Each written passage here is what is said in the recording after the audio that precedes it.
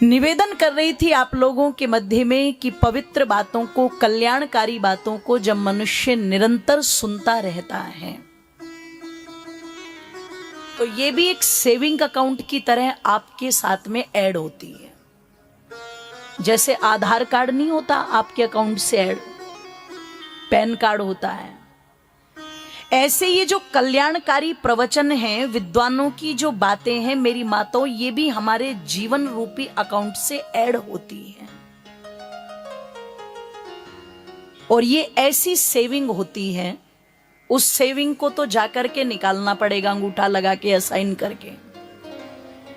पर ये सेविंग में आपको सिग्नेचर करने की, अंगूठा लगाने की जरूरत नहीं है। जब तुम ऐसी परिस्थिति में रहोगे तो ये सेविंग ऑटोमेटिकली ऊपर उठ करके आ जाती है। और फिर यही तुम्हें ये निर्णय करने में सहायता करती है कि कौन सा कार्य करना चाहिए और कौन सा, जोर से बोलो, आपकी सहायता करती है ये इसमें। ओ मेरी माताओं बंधुओं, निवेदन कर दूं आप लोगों के मध्य में, कभी कभी बहुत धर्मात्मा मनुष्य, बहुत अच्छा मनुष्य भी गलती पर होता है। ये मत सोचना धर्मात्माओं से गलती नहीं होती। और वर्तमान में देखें तो धर्मात्माओं ने ज्यादा कुंचा लगा रखी है जी। कोई पानी पिला पिला करके लोगों को ठीक कर रहा है, पता लगा बेचारे भोले भाले लोग पहुंच गए, पड़ी है वहां 140 लोगों की लाश हाथरस में।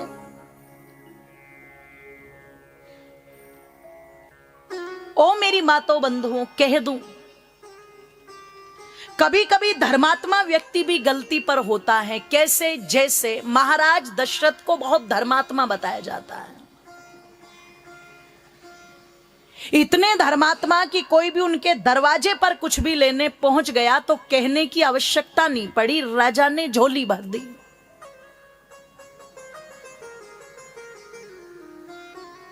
पर जब कहते मुनि विश्वामित्र ने राम को मांगा तो महाराज दशरथ सीधे सीधे मना कर गए।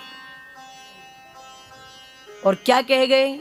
सब सुत प्रिय मोहि प्राण के नाई, राम देत नहीं बने गोसाई। वैसे तो मुझे मेरे चारों पुत्र बड़े प्रिय हैं, और जितने भी माता पिता बैठे हैं, एक बार अपने आप को भी टटोलना, यह आपके साथ भी होगा। कई बार माताएं करती हैं, एक के लाड़ थोड़े से कम होते हैं और एक के लाड़ थोड़े से, जोर से बोलो।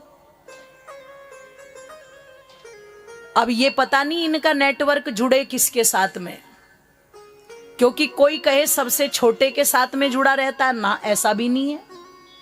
कई घरों में मैंने ये देखा, बड़े वाला चाहे कूट रहा हो, पीट रहा हो, गाली दे रहा हो, कुछ भी कर रहा हो, बोले ना जी ना, मैं तो मरूंगी बस इसी की चारपाई पे, इसी के पास मरूंगी मैं तो। छोटे वाला है, उसकी पत्नी सम्मान नहीं करती, आदर नहीं करती, कुछ नहीं करती, वो तैयार नहीं रखने को, पर फिर भी क्या कहती है, मरूंगी तेरे बारने पर ही। तो महाराज दशरथ अपनी भाषा में यही बात बोल रहे हैं, मैंने देहात की भाषा में बोल दी। महाराज दशरथ कह रहे वैसे मुझे मेरे चारों पुत्र बड़े प्रिय हैं, पर चारों में अगर सबसे ज्यादा प्रिय कोई है तो कौन है बोलो? राम।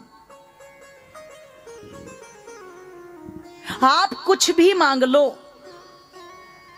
हे मुनिवर सुनो। और क्या बोले गोस्वामी जी के शब्दों में कि देहि प्राण से प्रिय कछु नाहि, सोई मुनि देव निमत एक माही। मुनिवर, मनुष्य को अपनी देह, अपने प्राणों से प्रिय कुछ नहीं होता, पर मैं आपके लिए अपने प्राण भी देने को तैयार हूं। मैं देह त्याग कर दूंगा आपके लिए, पर राम को मत मांगो, क्योंकि राम तो मुझे अपने प्राणों से भी प्रिय है। तो मुनिवर कहते हैं राजन मुझे भी राम के सिवा कुछ नहीं चाहिए। मैं तो ये सोच करके आया था रघु का कुल है, यहां प्राण तो दिए जाते हैं पर वचनों से टला नहीं जाता। लेकिन तुम अगर पुत्रेषणा में लिप्त होकर के इस गद्दी पर बैठे हो तो कोई बात नहीं, मैं खाली चला जाता हूं। पर एक बात ध्यान रखना राजन, आज जो राक्षस हमारे आश्रम तक पहुंचे हैं ये मत सोचना वो तुम्हारे राज्य तक नहीं पहुंचेंगे। एक राजा का कर्तव्य बनता है रक्षा करना। मैं तो चला, तुम अपना भविष्य देखना। जब ये कहकर के चलने लगे तो तुरंत महर्षि वशिष्ठ जी ने महाराज दशरथ को कहा इनके पैर पकड़ो और इनसे माफी मांगो। ये कोई ऐसा वैसा साधारण साधु नहीं है कि झोली फैला के तुम्हारे दरवाजे पर आ गया। उस समय के बहुत बड़े वैज्ञानिक थे मुनि विश्वामित्र जी, जिन्होंने कई सारे शस्त्रों को अपने हाथों से बनाया था। अंतर यह है, आज जिसे अब मेरी माताओं परमाणु शक्ति कह देते हो, उस समय उसे आग्नेयास्त्र कहा जाता था।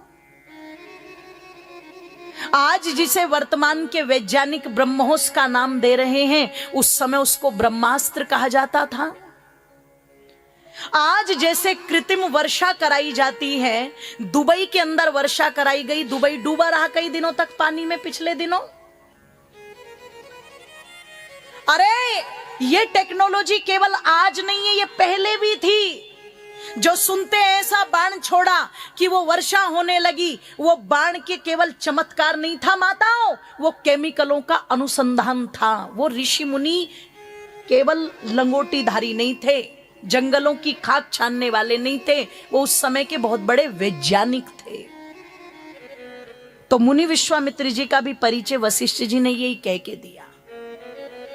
और वो कहते हैं सुनो, अगर तुम्हारे बालक जाएंगे तो इसमें सम्मान मुनि विश्वामित्र का नहीं बढ़ेगा राजन, इसमें सम्मान तुम्हारा बढ़ेगा। एक विद्वान अगर तुम्हारे दरवाजे से खाली चला गया तो वो पता नहीं कितने पुण्यों को लेकर के चला जाएगा। इसलिए क्षमा मांगो, और मैं कह रहा हूं राम को इनको दे दो। ओ मेरी माताओं, कह दूं गलती कर देते महाराज दशरथ जो राम को मुनि विश्वामित्र के साथ ना भेजते, तो शायद आज ये इतिहास भी, जोर से बोलो, ना बन पाता। पर जो महाराज दशरथ गलती कर रहे थे, मुनि वशिष्ठ जी ने उनकी गलती को वहीं सुधार दिया, उनको समझा दिया। और उनके कहने से महाराज दशरथ ने पैर पकड़ करके क्षमा मांगी, तुरंत राम और लक्ष्मण को बुलवाया और मुनि विश्वामित्र के साथ भेज दिया, ये कहकर के बेटे जितना समय लगे, जितने दिन लगे, मुनि विश्वामित्र जी के कार्य को पूर्ण करके आना। इनके आदेश के अनुसार चलना, क्योंकि तुम इनके साथ जा रहे हो। इनका आदेश तुम्हारे लिए सर्वोपरि होना चाहिए। माताओं कहते हैं श्री रामचंद्र जी और लक्ष्मण जी, क्योंकि राम के पीछे पीछे तो लक्ष्मण आएंगे ही आएंगे, दोनों के दोनों अपने धनुष को कंधे पर टांग करके पिता के गुरु के पैर छू करके मुनि विश्वामित्र के पीछे पीछे चल पड़े। और माताओं बंधुओं, कहा जाता है जब पीछे पीछे चले हैं तो प्रथम रात्रि सरयू नदी के तट पर व्यतीत की है तीनों ने। प्रातः काल जब ब्रह्म काल हुआ तो मुनि विश्वामित्र जी उठे और उठ करके राम और लक्ष्मण दोनों भाइयों से कहते हैं, क्या कहते हैं कि विगत दिवस मुनि आए सो पाई, संध्या करन चले दो भाई।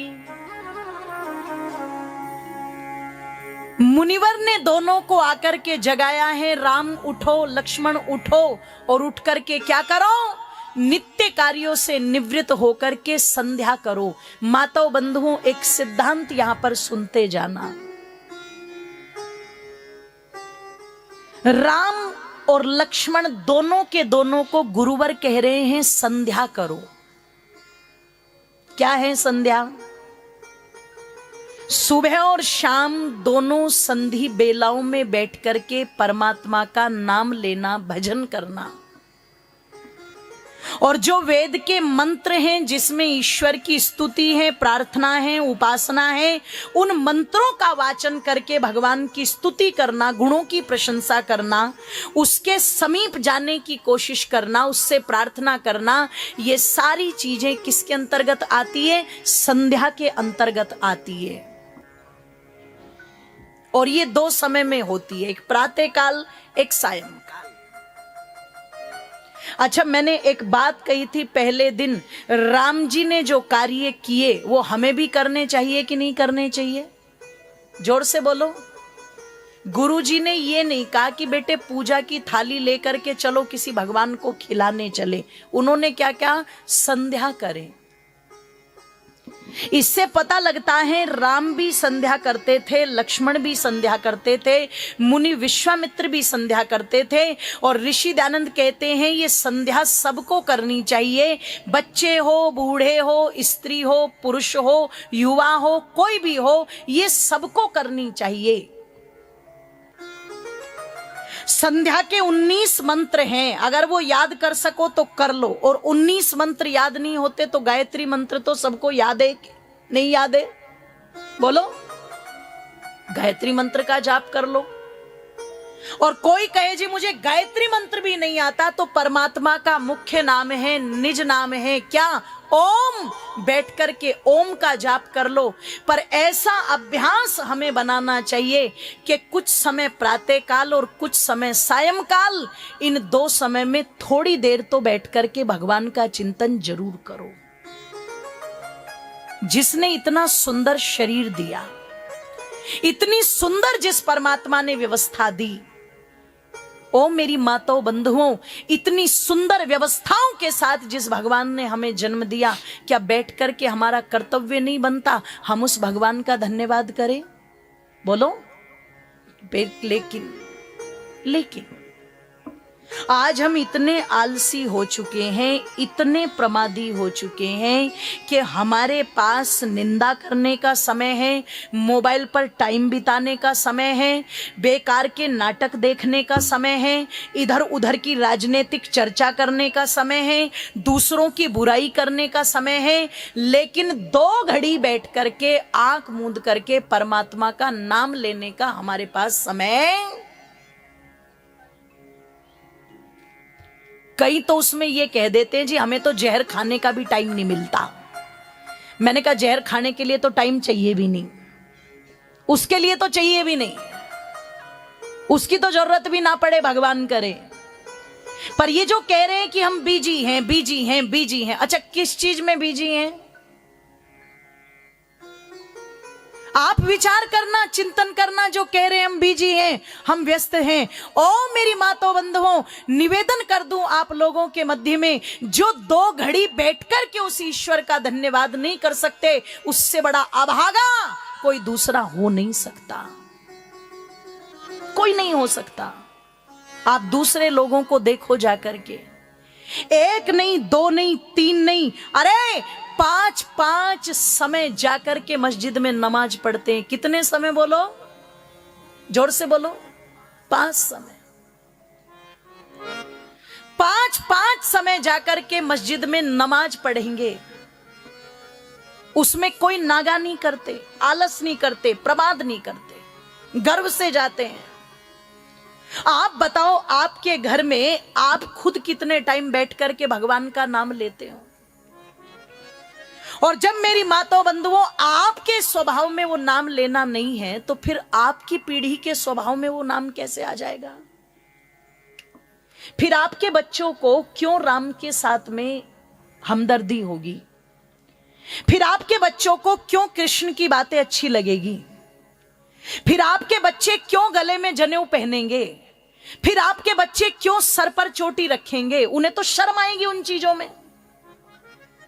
उन्हें तो आपने बता दिया ना कि बेटे ये धर्म कर्म तो घर के बड़े बूढ़ों का काम है, ये तो हम देख लेंगे। भगवान वाला डिपार्टमेंट तो बूढ़ों को दे दिया, जिनके पैरों में जान नहीं, आंखों से दिखाई नहीं देता, कमर से सीधा बैठा नहीं जाता, कभी उनका बीपी लो, कभी उनका शुगर बढ़ गया। भगवान का ठेका तो उन बीमारों को पकड़ा दिया। और अपने आप जब सद्बुद्धि की आवश्यकता है, फूंक फूंक के कदम रखने की आवश्यकता है, अपने आप डूबे हैं रास रंग में, अपने आप डूबे हैं बुराइयों में। अब जिस नौजवान को यही नहीं पता कि धर्म क्या है, धर्म के अनुसार कर्म क्या है, मेरा इसके जीवन के साथ क्या संबंध है, मेरा खान पान, मेरा विचार, मेरा व्यवहार कैसा होना चाहिए, वो नौजवान तो उड़ रहा है हवा में। और वो तो इतना उड़ रहा है कि अभी दीपावली का ये त्योहार गया, दीपावली से लेकर के भैया दूज के अखबार उठा करके देख लो आप। बूढ़े तो घर में बैठे 80-80 साल के, 25-25, 30-30, 40-40 के साल के नौजवानों की सड़कों पर एक्सीडेंट होकर के हड्डियां बिखरी पड़ी हैं। पता नहीं कितने कांड हो गए। और पता लगा जी एक्सीडेंट कैसे हो गया, बोले दारू पी के चले थे, शराब पी करके चले थे। अब शराब पी करके सड़कों पर भागे जा रहे हैं। क्यों हो रहे तीज त्योहारों पर एक्सीडेंट? त्योहार तो प्रसन्नता के लिए थे ना, त्योहार तो घर में सुख शांति के लिए थे ना। तुम लक्ष्मी की पूजा कर रहे हो, तुम गणेश की पूजा कर रहे हो, तुम शंकर की पूजा कर रहे हो, तुम देवी की पूजा कर रहे हो। किस लिए कर रहे हो? कि घर में सुख शांति रहे। पर वो सुख शांति तो तभी आएगी जब धर्म के अनुसार कर्म होंगे।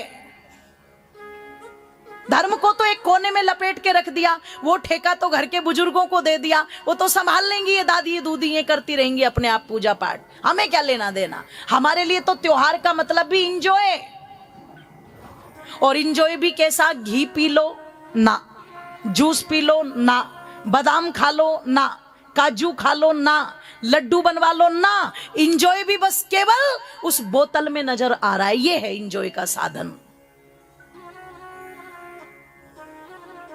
अब उसे पीकर के होश तो है नहीं, और जब होश नहीं है तो मेरी माताओं, जिसको होश ही ना हो उसके साथ तो कोई भी घटना सहज रूप से घट जाएगी। आप ये मत सोचना कि केवल हम इसलिए कहते हैं कि हमारी संख्या बढ़े इसलिए सत्संग सुनो ना। मुझे तो बुलाया है 5 दिन के लिए, मेरा काम तो कहना है। यहां 40 बैठेंगे तब भी बोलूंगी, 4 बैठेंगे तब भी बोलूंगी, 40,000 बैठते हैं तब भी बोलती हूं, लाख बैठते मैं तो तब भी बोलती हूं अपनी कथा। मैं तो तब भी बोलती हूं, मुझे तो बुलाया इसीलिए गया है। लेकिन उद्देश्य यह है कि इन विचारों से आपके घर में परिवर्तन आए, आपकी बच्चों में परिवर्तन आए। जिस घर के अंदर बड़े लगे हुए हैं अपने कर्तव्यों का पालन करने में, देख रहे हैं बच्चे, मेरे दादाजी संध्या करते हैं, ये हमारे प्रधान जी बैठे हैं, इनके 2 पोते हैं। जब उन्हें पता है कि दादाजी संध्या कर रहे हैं तो पोते अपने आप बैठेंगे संध्या करने। इधर वेद प्रकाश जी बैठे हुए हैं, इनके बच्चे हैं। उन्हें पता है हमारे पिताजी कहीं ना कहीं यज्ञ से जुड़े हुए हैं तो उनकी रुचि अपने आप यज्ञ में होगी।